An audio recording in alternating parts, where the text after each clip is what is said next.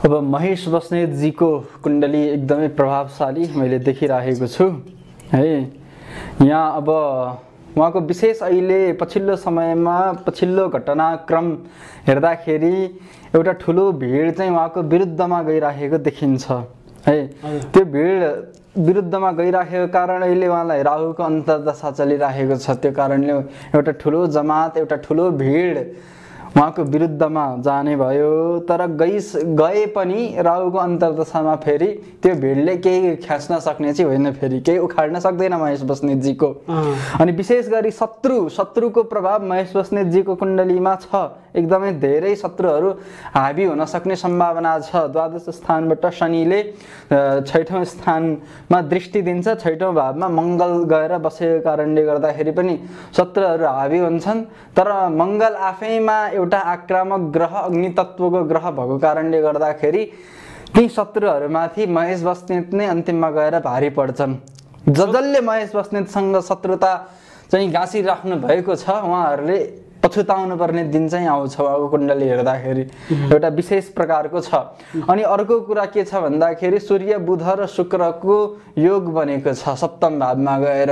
अनि 7औं भावमा त्यो योग भएको कारणले गर्दाखेरि पनि उहाँलाई एउटा त बुधादित्य योग भयो, प्रभावशाली नै व्यक्तित्व बनाउने भयो। 7औं भावबाट लग्नमा यी तीनटै ग्रहहरूको दृष्टि भएको कारणले गर्दाखेरि पनि उहाँलाई यो शान्तिनो कुराहरूले चाहिँ हल्लाउन सक्ने, डगमगाउन सक्ने हैन त्यस्तो प्रकारको कुनै योग छैन।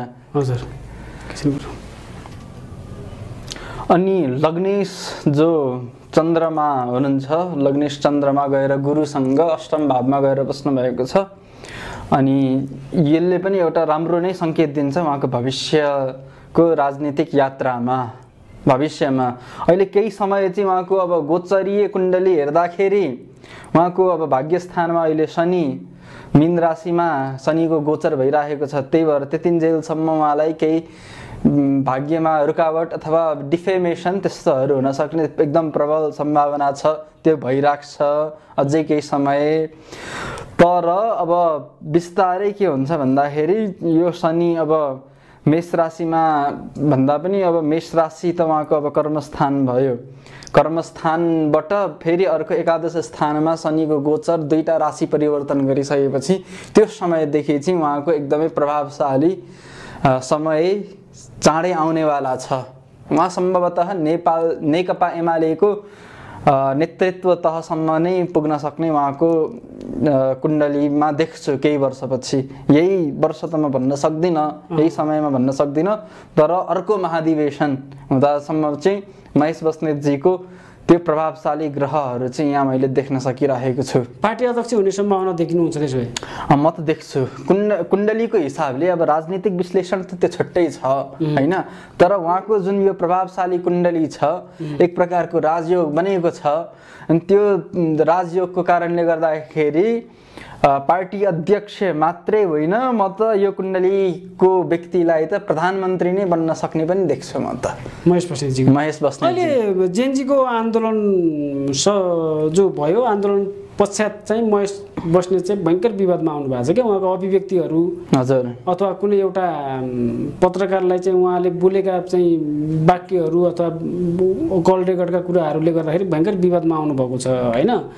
अनि यो कुरालाई लिएर उहाँ कतिको समस्या पर्ने सम्भावना के छ खासमा? हैन अहिले के छ भन्दाखेरि अब उहाँको वाणी स्थानमा अहिले तत्कालको गोचरमा के छ भन्दाखेरि शुक्र र केतु सँगै गएर बसेको छन्। अनि केतुको कारणले गर्दाखेरि अलिकति वाणीमा असंयम उहाँको भयो हैन। अनि तत्कालीन त्यो समयमा जुन आन्दोलनको समयमा सूर्य पनि त्यही सिंह राशि मा शुक्र र केतुसँगै भएको कारणले गर्दाखेरि चाहिँ यो सबै भएको हो उहाँको है। तर भविष्यमा यसले त्यस्तो ठुलो सङ्कट नै त ल्याउन सक्ने त्यस्तो सम्भावना छैन है। तर केही न केही त्यसले अलिकति केही समयको लागि राजनीतिक रूपमा उहाँलाई अलिकति केही असर चाहिँ गर्छ यसले। त्यो उहाँको अभिव्यक्तिले केही न केही असर गर्छ अहिले तत्कालीन समयको लागि। केही समयसम्म चाहिँ उहाँलाई अलि गाह्रै छ अहिले। कति समय, त्यो कति समय, महिना, वर्ष भन्न सकिन्छ कि के हो? अब कति समय भन्दा पनि अब यो 83 सालको भदौसम्म चाहिँ उहाँलाई अलि गाह्रै म देख्छु। अलि उहाँको बाणीको कारणले गर्दाखेरि अनि उहाँको व्यवहारको कारणले गर्दाखेरि 83 साल भदौसम्म चाहिँ उहाँ अलि जोगिएरै बस्नुपर्ने हुन्छ। अलि संयमित भएर बस्दा उचित हो। त्यो समयसम्म अलि विवादित बनाउँछ, त्यो विवादको पनि चरम उत्कर्षमा पनि लान सक्ने सम्भावना, प्रबल सम्भावना छ 83 सालको भदौसम्म। त्यसपछि उहाँलाई पक्राउ गर्नुपर्छ भन्ने थुप्रै त्यस्तो कुराहरू आइरहेछ, त्यस्तो सम्भावना छ र? पक्राउ नै पर्न सक्ने सम्भावना त छैन, किन अहिले अब राहुको अन्तर्दशामा शुक्रको प्रत्यान्तर दशा छ है। शुक्रको प्रत्यान्तर दशामा पनि पक्राउ पर्ने सम्भावना हुँदैन। त्यसपछि सूर्य चन्द्र मङ्गलको प्रत्यान्तर दशा आउँछ, त्यो दशामा पनि पक्राउ नै पर्ने प्रकारको त छैन उहाँको। त्यस्तो ग्रह दशै छैन उहाँको अहिले पक्राउ पर्ने।